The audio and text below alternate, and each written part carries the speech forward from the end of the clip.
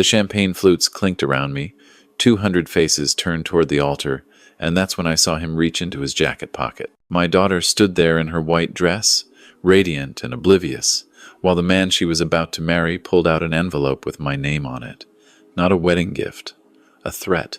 But I'm getting ahead of myself. Let me take you back to where this really started. 4 months earlier, to be exact. I was in my study in Portland, going through quarterly reports for my investment firm, when my daughter Sarah called. At 32, she'd built a successful career as a pediatric surgeon at Oregon Health and Science University.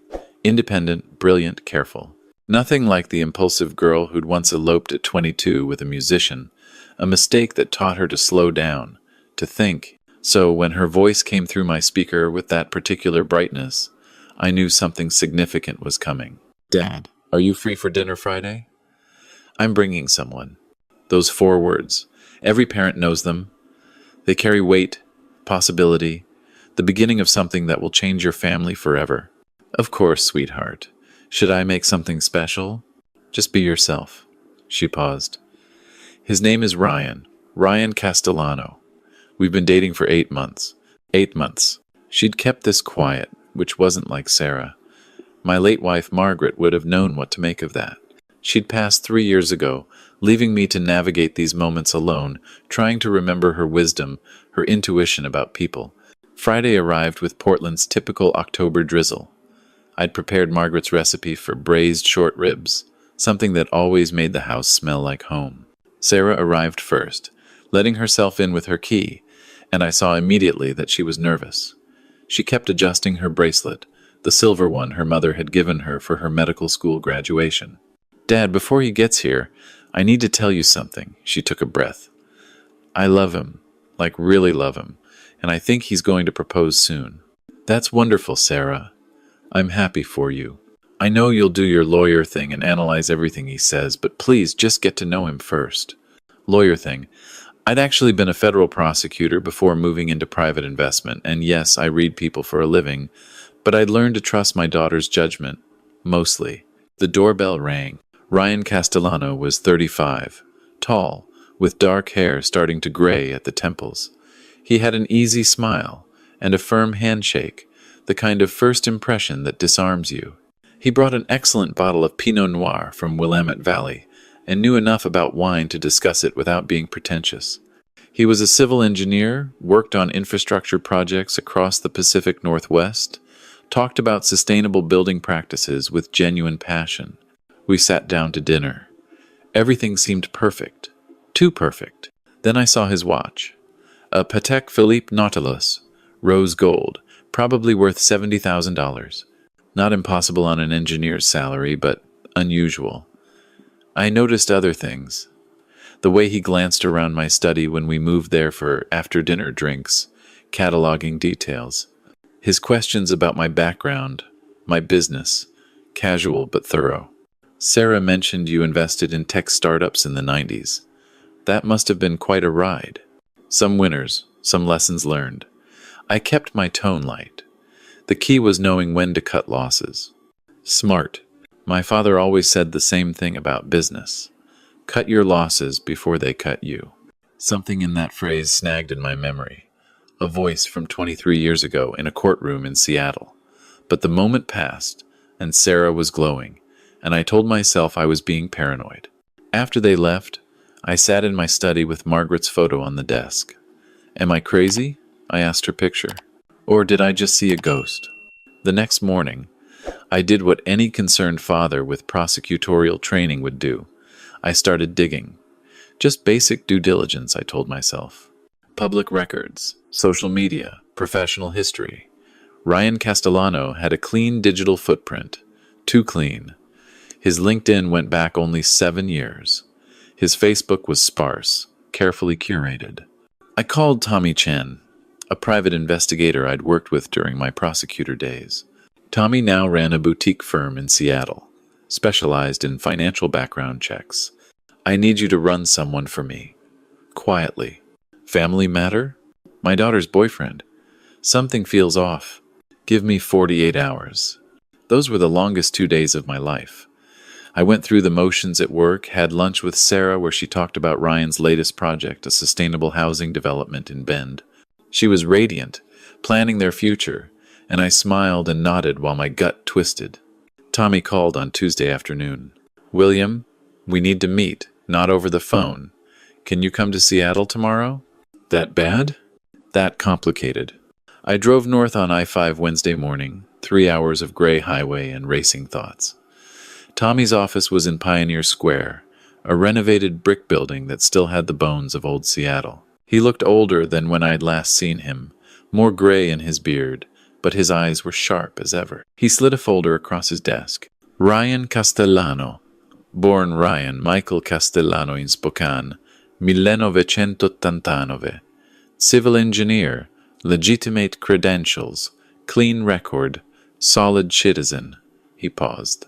But his father is Michael Anthony Castellano. Does that name mean anything to you? The room tilted. Michael Castellano. 23 years ago, I'd prosecuted him for running an elaborate investment fraud scheme that destroyed 47 families in the Pacific Northwest. Ponzi structure, fake tech investments, the works. He'd convinced people to cash out their 401ks, mortgage their homes, promising returns of 30% annually. When it collapsed, people lost everything. Retirements, college funds, houses. 3 victims committed suicide. One was a close friend of Margaret's. Castellano had been slick in court, charming even, until the evidence became overwhelming. Before sentencing, he'd looked at me across that courtroom and said, "You think you've won, but this isn't over." I never forget a face, Prosecutor Harrison. Never forget. He'd gotten 15 years. Served 11 with good behavior. "Tell me Ryan doesn't know," I said, my voice hoarse. "Tell me this is coincidence." Tommy opened another file. Ryan was 12 when his father went to prison. His mother changed their names back to her maiden name, Morrison, moved them to California. Ryan grew up as Ryan Morrison, went to UC Davis, became an engineer.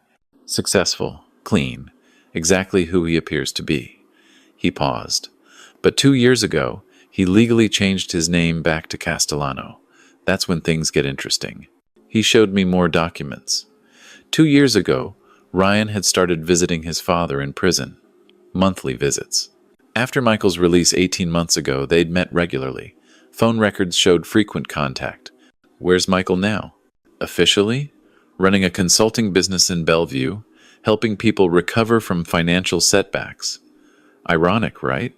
Tommy pulled out more photos. Unofficially? He's been watching you. Your office, your house, your daughter. These are from 3 months ago. The surveillance photos showed Michael Castellano outside my building. Gray now, but still recognizable. That same calculating expression. In one photo, he was watching Sarah leave my house. That's 2 months before Sarah met Ryan, I said slowly. According to her, they met at a hospital charity gala. Ryan was there representing his firm, which had donated to the children's wing. Romantic story. Except, Tommy showed me the seating chart from that gala. Michael Castellano's consulting firm bought a table.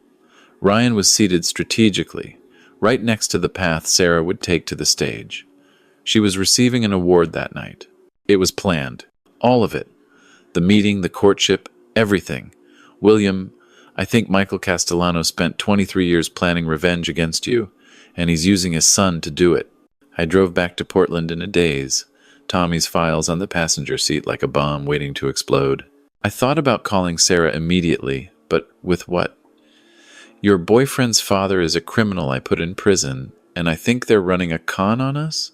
She'd think I was paranoid, unable to let go of my prosecutor mindset, sabotaging her happiness because I couldn't accept she didn't need protecting anymore. I needed proof. Real, undeniable proof. That evening I called Ryan. "I'd like to take you to lunch tomorrow. Just the 2 of us. Get to know my potential son-in-law better." "I'd like that, sir." We met at a steakhouse in downtown Portland, one of those old establishments with dark wood and leather booths. Ryan arrived exactly on time, wearing a suit that probably cost $3,000. That watch again, catching the light. "That's a beautiful watch," I said as we ordered. "Thank you. It was my father's. He gave it to me when I graduated college." One of the few things he had left well, after his troubles. Your father had troubles? Ryan met my eyes directly. He made mistakes. Big ones. Hurt a lot of people, including our family. I've spent my adult life trying to be nothing like him. What kind of mistakes? Financial fraud. He went to prison when I was 12. My mother and I tried to leave that behind, started over. But recently, I reconnected with him. He's changed, paid his debt to society. I believe in second chances, Mr. Harrison. Don't you? The challenge was subtle, but there. He knew that I knew. This was a test. I believe people can change, I said carefully. But I also believe patterns repeat. What does your father do now? He helps people recover from financial hardship, uses his experience to guide others away from the mistakes he made. It's actually quite redemptive, I'm sure. And what does he think of you dating Sarah? He's happy for me. Says she's exactly the kind of person who'd make a good wife. Stable, successful, from a good family. Ryan smiled. He's looking forward to meeting her father eventually. Says you must be quite a man to raise such an accomplished daughter. The threat was clear. Michael Castellano was watching, waiting, and Ryan was his instrument. When were you planning to tell Sarah about your father's background? I was waiting for the right time. I didn't want her to judge me for his sins. But I suppose you'll tell her now? That depends. What exactly is your father's endgame here, Ryan? Endgame? Ryan looked genuinely confused. Mr. Harrison, I love Sarah. Whatever you think is happening, whatever suspicions you have about my father, they don't involve her. I keep those parts of my life separate. Do you? Because from where I'm sitting, everything about your relationship seems remarkably convenient. Meeting at that exact gala, your interests aligning perfectly with hers, even your career choice giving you reason to travel frequently in the Northwest. It's almost like someone planned it. Ryan set down his fork carefully. You were a prosecutor. I understand why you see conspiracy everywhere. But sometimes a man just falls in love. Sarah is brilliant, kind, beautiful. Why is it so hard to believe I genuinely want to be with her? Because your father threatened me 23 years ago. Said it wasn't over. And now here you are, with that same calculating look in your eyes, wearing his watch, living up to his legacy. I'm nothing like my father. Then prove it. Walk away from whatever plan he's set in motion. If you really love Sarah, protect her from this. Ryan stood up, threw his napkin on the table. I'm going to marry your daughter, Mr. Harrison, with or without your blessing, and there's nothing you can do to stop it. He left. I sat there, knowing I'd just declared war. That night, Sarah called, furious. Dad, what the hell did you say to Ryan? He came back from lunch devastated, saying you accused him of running some kind of scam? Sarah, there are things you don't know about Ryan's background. I know his father went to prison. Ryan told me everything 3 months ago. He was terrified of how I'd react, but I told him I loved him, not his father's mistakes. And now you're using it against him? It's more complicated than that. No, it's not. You can't accept that I'm an adult who can make my own decisions. Mom would be ashamed of you right now. She hung up. Those words hit harder than any prosecutor's cross-examination ever had. I called Tommy that night. I need everything. Every detail of Michael Castellano's life since he got out. Phone records, financial records, associates, everything. I don't care what it costs. William, if you're wrong about this, I'm not wrong. 23 years as a prosecutor taught me to recognize a long con. This is revenge, and my daughter is the weapon. Tommy went to work. Over the next 6 weeks, he uncovered the architecture of Michael Castellano's plan, and it was brilliant in its cruelty. Michael hadn't just randomly chosen Ryan to seduce Sarah. He'd spent years preparing his son. The engineering degree, the career path, the personality development. Ryan had been groomed to be exactly the kind of man Sarah would fall for. Michael had studied me, studied Sarah through surveillance, understood what we valued. But the real revelation came when Tommy hacked into Michael's email. Not legal for court, but enough for me to understand the stakes. There was a draft prenuptial agreement, not for Ryan to sign, but for Michael to propose helping Ryan with, positioning himself as the concerned father, making sure his son protected his assets. except the terms were designed to trap Sarah. If the marriage ended, Sarah would lose everything: her house, her savings, even her medical practice ownership through complex financial instruments Michael had set up. Worse, there were emails between Michael and a journalist, shopping a story about hypocritical prosecutor's daughter, married to son of man he wrongfully imprisoned. Michael had fabricated evidence suggesting I'd withheld exculpatory information at his trial, that I'd been corrupt, that I'd destroyed his life for career advancement. The story was set to publish 1 week after the wedding. It would destroy Sarah's reputation, destroy mine, and in the chaos, Michael would have financial control through various legal mechanisms I barely understood. 23 years of planning, and it was almost perfectly executed. I had 8 weeks until the wedding. I couldn't tell Sarah directly. She wasn't speaking to me. Ryan had proposed the week after our lunch, and she'd said yes, partly out of love, and partly, I suspect, to spite me. But I'd spent 23 years building cases, finding leverage, and Michael Castellano had made one crucial mistake. He'd taught Ryan everything, but he hadn't taught him how to recognize when someone else was building a case against him. I hired 3 more investigators. We documented everything: Michael's surveillance of my family, his financial manipulation, the fabricated evidence for the journalist.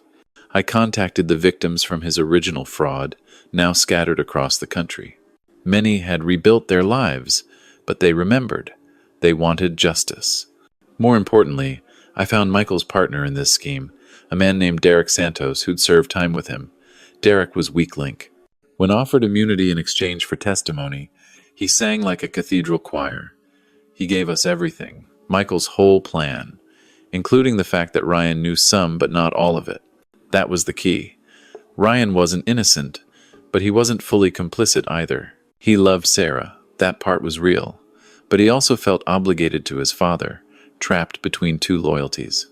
Michael had manipulated his own son as thoroughly as he'd manipulated everyone else. The wedding was set for December 15th at the Sentinel Hotel in Portland, a historic venue Sarah had dreamed of since she was a girl. 200 guests, a small orchestra, everything perfect. I wasn't invited, but I was going anyway. 3 days before the wedding, I made my move.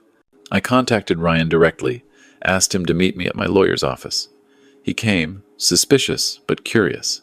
I showed him everything: the emails, Derek's testimony, the full scope of his father's plan. I watched his face change as he read, denial, giving way to horror. He told me this was about making amends, Ryan said quietly, showing you that your prosecution hadn't destroyed our family, that we'd risen above it. He said marrying Sarah would prove we were stronger than what you'd done to us. He lied. This is about destroying me and using Sarah to do it. Look at this prenup. Look at these financial instruments. Your marriage would have given him control over everything Sarah owns. And this journalist story would have destroyed both our careers. Ryan's hands shook as he read. I didn't know. I swear, I didn't know all of this. But you knew some of it. You knew the meeting wasn't coincidence. You knew your father was involved in bringing you 2 together. Yes. His voice cracked. But I love her. That part is real. Everything I feel for Sarah is real. Then you have a choice to make. Help me stop your father, or lose her anyway when the truth comes out. Because it will come out, Ryan. It always does. He sat there for a long time, holding those documents, his whole world reshaping itself. Finally, he looked up. What do you need me to do? The morning of the wedding, Portland was covered in fresh snow, rare for December. The Sentinel Hotel looked like something from a Christmas card. Inside, 200 guests were gathering, unaware of what was about to unfold. I arrived 2 hours early with Tommy and 2 federal agents. Sarah saw me as she was getting ready and started to ask security to remove me.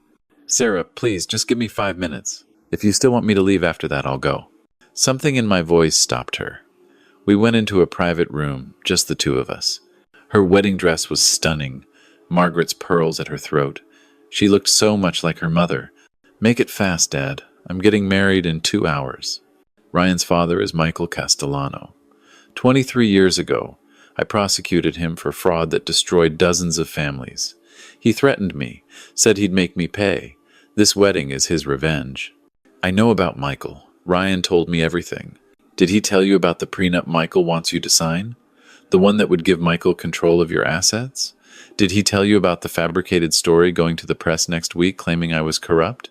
Did he tell you that your meeting wasn't an accident? I showed her the documents. All of them. Watched her face as she read. Saw the moment her world fractured. No, she whispered. Ryan wouldn't. Ryan is a victim too, in his own way. His father manipulated him. But Sarah, he knew enough. He knew the meeting was arranged. He didn't know everything, but he knew something wasn't right, and he chose his father's approval over your honesty. She sat down heavily, her dress pooling around her. What am I supposed to do? 200 people are out there. Talk to Ryan first. Hear his side. Then decide. I left her there and went to find Ryan. He was in the groom's suite with his best man and his father. Michael Castellano saw me and smiled. That same smile from the courtroom 23 years ago. William Harrison. After all these years, I'd hoped we'd finally meet again today. Michael, we need to talk. Privately. Anything you have to say, you can say in front of my son. Fine. I nodded to Tommy, who'd been waiting outside. He handed me a folder. Michael Castellano, you're under arrest for conspiracy to commit fraud, extortion, and violation of your parole terms. The federal agents moved in. Michael's smile finally cracked. You can't prove anything. We have your partner Derek Santos's testimony. We have your emails. We have surveillance footage of you watching my house. My daughter. We have everything, Michael. Your son gave us access to your files 2 days ago. Michael turned to Ryan, genuine shock in his eyes. You betrayed me? You betrayed me, Ryan said quietly. You told me this was about redemption. It was just another con. And I almost destroyed the woman I love for it. You ungrateful. I spent years building this for us. You spent years destroying yourself again, and trying to drag me down with you. As the agents led Michael away, he looked back at me. You took everything from me once. Now I've taken your daughter from you. She'll never forgive you for this. Maybe not, I said, but at least she'll be free to make that choice. Sarah appeared in the doorway, still in her wedding dress. She looked at Ryan for a long moment. Did you love me? Even a little bit. Was any of it real? All of it was real, Ryan said. Meeting you was arranged, yes. But everything after that, everything I felt, everything we built, that was genuine. I love you, Sarah. I was an idiot and a coward to let my father manipulate me. But I love you. That's not enough, she said softly.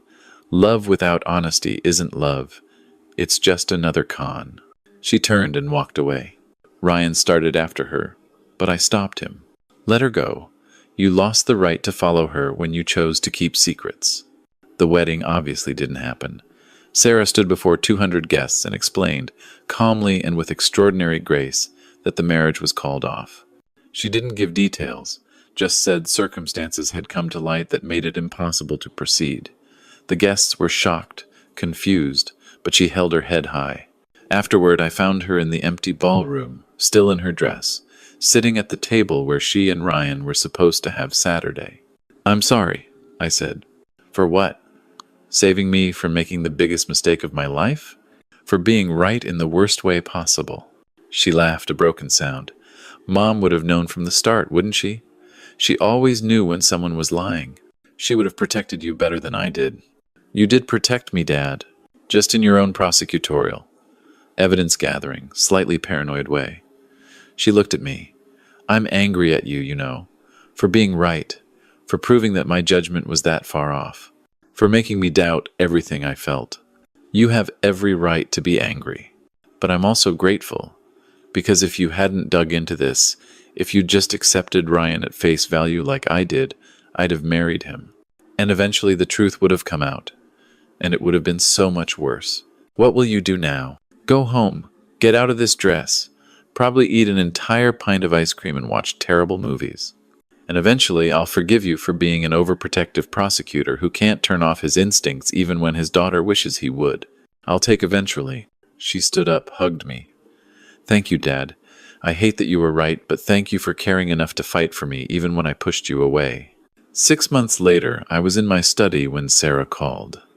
She'd just finished a surgery, successful, a little girl's congenital heart defect repaired. She was happy, or at least on her way to happy. She'd started therapy, working through the betrayal, the violation of trust. She was stronger for it, she said, more careful but not cynical. Dad, I have a question. What happened to Ryan?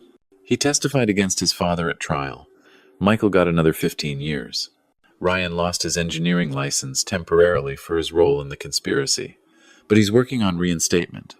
Last I heard, he was doing volunteer work, building housing for homeless veterans. Do you think people can really change? I think people can choose to change.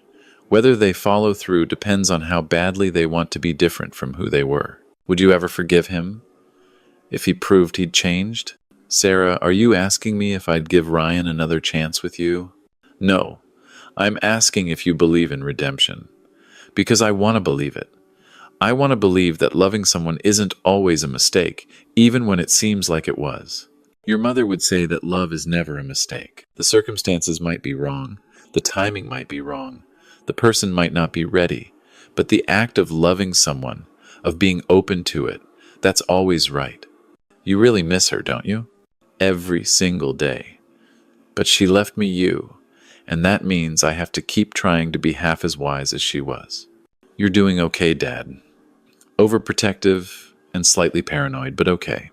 After we hung up, I sat with Margaret's photo again. Well, I told her, our daughter is going to be fine. Stronger than both of us, just like you always said she would be. 3 years later, I walked Sarah down the aisle. Different venue, different groom, someone she'd met naturally, organically. Someone whose background I'd checked thoroughly but who had nothing to hide. As I placed her hand in his, I saw Ryan Castellano in the back row. Sarah had invited him, said he deserved to see that she'd found happiness, that his father's revenge plot hadn't destroyed her capacity to love or trust. Ryan had changed. I could see it in the way he watched the ceremony, happy for her but carrying his regret with dignity. He caught my eye, nodded once. I nodded back. Not forgiveness, not exactly, but acknowledgement.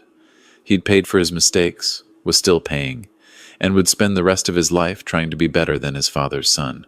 As for Michael Castellano, he died in prison 2 years into his sentence. A heart attack, quick and unremarkable.